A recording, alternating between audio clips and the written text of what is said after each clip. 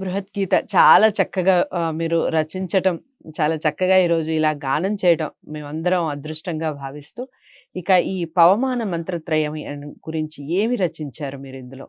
దానికి సంబంధించి వివరణ, ఎలాంటి విషయాలు వివరించడం జరిగింది ఇందులో చెప్పండి? అమ్మా మీరు చాలా చక్కని ప్రశ్న అడుగుతున్నారు. ఎందుకంటే ఇందులో పవమాన మంత్రములంటే చాలా మందికి అర్థం కాదు, తెలియదు. కానీ పవమాన మంత్రత్రయం అన్నమాట. అంటే ఇవి 3 మంత్రాలు, ఇవి మంత్రతుల్యములైన అనమాట. మనకు లోకంలో మనం అసతోమ సద్గమయ, తమసోమ జ్యోతిర్గమయ, మృత్యోర్మ అమృతంగమయ అని ఇవే పవమాన మంత్రములు అన్నమాట.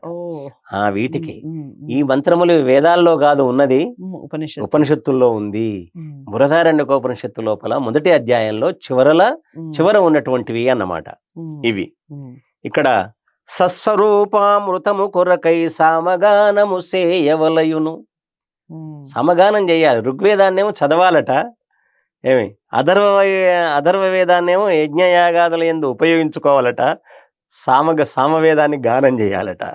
అది అధర్వ వేదం ద్వారా బ్రహ్మ జ్ఞానాన్ని పొందాలట, బ్రహ్మవేత్తలు కావాలట. ఒక్కొక్క వేదం ఒక్కొక్క ప్రయోజనాన్ని మనకు కలిగిస్తుంది.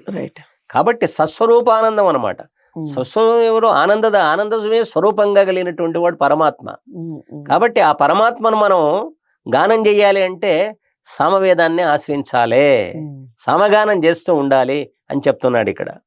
తర్వాత ప్రథమంలో మొట్టమొదలు మనం చేయవలసింది ఏంటంటే పవమాన మంత్రత్రయమునే జపింపవలయును.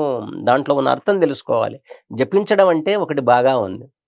భగవంతుని యొక్క నామాన్ని మనం జపించినప్పుడు, లేకపోతే ఒక మంత్రాన్ని జపించినప్పుడు, ఒక వాక్యాన్ని జపించినప్పుడు దాని అర్థాన్ని మనం తెలుసుకోవాలన్నమాట. అర్థభావన చేయాలి.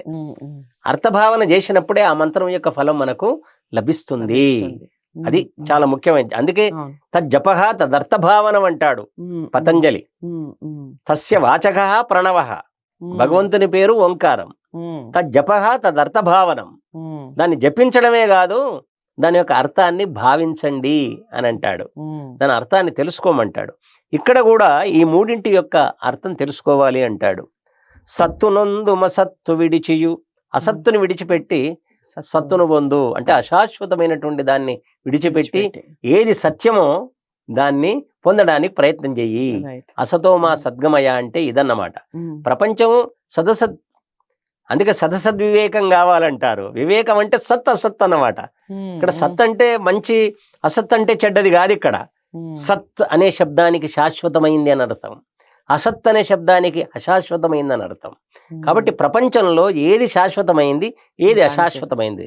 ఈ శరీరం అశాశ్వతమైంది కదా అండి, కానీ శరీరంలో ఉన్న ఆత్మ మాత్రం శాశ్వతమైంది. కాబట్టి శరీరానికి అనాత్మ అంటారు, తర్వాత ఆత్మను ఆత్మ అంటారు, జీవాత్మ అంటారు. కాబట్టి ఈ తేడా తెలియాలి. ఆత్మ శాశ్వతమైంది, శరీరం అశాశ్వతమైంది.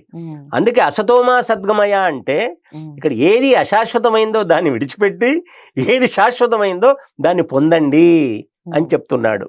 సత్తు నొందు మసత్తు విడిచియు, జ్యోతిగనుము తమస్సు నడచియు. అడచి, తమస్సు అంటే చీకటి అన్నమాట. ఏమండి, చీకటి నుంచి నువ్వు జ్యోతిని, వెలుగులోకి వెళ్ళాలి. చీకటి అంటే ప్రపంచమే అంధకారం, ప్రపంచం అంటే అజ్ఞానం, ప్రపంచం అంటే అశాశ్వతం. ఈ మూడు ఈ ప్రపంచానికి ఉన్న బిరుదులు అన్నమాట. ప్రపంచం అంటే అశాశ్వతం, ప్రపంచం అంటే అజ్ఞానం, ప్రపంచం అంటే ఇంకేమన్నాను నేను? అశాశ్వతము, అజ్ఞానము, తర్వాత చీకటి, అంధకారము అన్నాను. అజ్ఞానము, అశాశ్వతము, అంధకారము. దీన్ని విడిచిపెట్టమని చెప్తున్నాడు ఉపనిషత్కారుడు. ఎంత గొప్పగా చూడండి. కాబట్టి జ్యోతిగనుము తమస్సు నడచియు, అమృతమానుము మృతిని గడచియు. అది ఇప్పుడు మృతి అంటే మృత్యు అన్నమాట. ఇది మృత్యు రూపమైంది ఈ ప్రపంచం. ఏమండి, ఎప్పుడు మనం ఈ ప్రపంచం నుంచి నిష్క్రమిస్తాం ఏమో తెలియదు, కానీ ఈ ప్రపంచం నుంచి నిష్క్రమించక ముందే అమృతాన్ని మనం తెలుసుకోవాలి. అది అశాశ్వతమైన ఈ ప్రపంచంలో ఉన్నప్పుడే శాశ్వతమైన దాన్ని తెలుసుకోవాలి. చీకటి ప్రపంచంలో ఉన్నప్పుడే అసలు వెలుగేమిటో మనం తెలుసుకోవాలి. అంతేకాదు ఈ మృత్యురూప ప్రపంచంలో ఉన్నప్పుడే ఏది అమృతమో దాన్ని తెలుసుకోవాలి. అప్పుడే విజయం నీకగు. ఎంత గొప్పగా మరొకసారి వినిపిస్తాను నేను ఇది. సత్తు ముందు మసత్తు విడిచియు, జ్యోతిగనుము తమస్సు విడిచియు అమృతమానుము మృతిని గడచియు అప్పుడే విజయమ్ము నీకగు, అప్పుడే విజయమ్ము నీకగు. కాబట్టి ఇక్కడ అసతోమ సద్గమయ అంటే అసత్తు నుంచి సత్తుకు వెళ్ళు, తమసోమ జ్యోతిర్గమయ తమస్సు నుంచి నువ్వు జ్యోతి వైపు వెళ్ళు, జ్యోతికి వెళ్ళు. తర్వాత మృత్యోర్మ అమృతంగమయ, ఈ మృత్యువు నుంచి మృత్యురూప ప్రపంచము నుంచి నువ్వు అమృతత్వాన్ని పొందు. అంటే ఇక్కడ సత్తు కానీ, తర్వాత ప్రకాశం కానీ, తర్వాత ఇంకా ఏమిటి అదే అంటే సత్తు కానీ, జ్యోతి కానీ, తర్వాత అమృతం కానీ, ఇవి 3 కూడా భగవంతునికే పేర్లు. అంటే మొత్తం మీద భగవంతుణ్ణి ఆశ్రయించు. యస్య ఛాయామృతం యస్య మృత్యుహు అని వేదం చెప్తుంది. దానికి ఇది ఒక మంచి సమన్వయం చేస్తున్నటువంటిది అన్నమాట. భగవంతుని ఆశ్రయిస్తే అమృతము, భగవంతుని ఆశ్రయించకపోతే మృత్యువు. మరి నువ్వు మృత్యుముఖంలో ఉంటావా లేకపోతే అమృతం వైపు వెళతావా అనేది మనకే విడిచిపెడుతున్నది ఈ ఉపనిషత్తు. చాలా చాలా చక్కటి వివరణ ఇచ్చారు. మరి మీరు ఎటువైపు ఉంటారు? మృత్యు వైపు ఉంటారా, అమృతం వైపు ఉంటారా? ఈ విషయాల్ని ఒక్కసారి ఆలోచించండి. ఎంత గొప్ప విషయం, ఎంత గొప్ప సారాంశం, ఎంత గొప్ప పదాలు. ఈ పదాలన్నిటినీ ఒక చోట చేర్చి భగవంతుడు మనకిచ్చిన ఒక గొప్ప అదృష్టంగా మసన్ చెన్నప్ప గారిని మనం చూడొచ్చు. ఇంత గొప్ప రచన, ఆ రచన చక్కగా అర్థవంతంగా మనకి పాడి దానిలో ఉన్న సారాన్ని మనకి చెప్పి మనల్ని అందరినీ ఒక రకంగా ఉత్తేజపరుస్తూ ఉన్నారు. ఈ విషయాలు అందరికీ తెలియాలి, ముఖ్యంగా పిల్లలకి తెలియాలి. మన సంపద ఇది, మన భారతీయ సంపద, మన తెలుగు సంపద. ఇలాంటి తెలుగు సంపదని అందరికీ ఎల్లలు దాటించాలి అని చెప్తున్నాను నేను.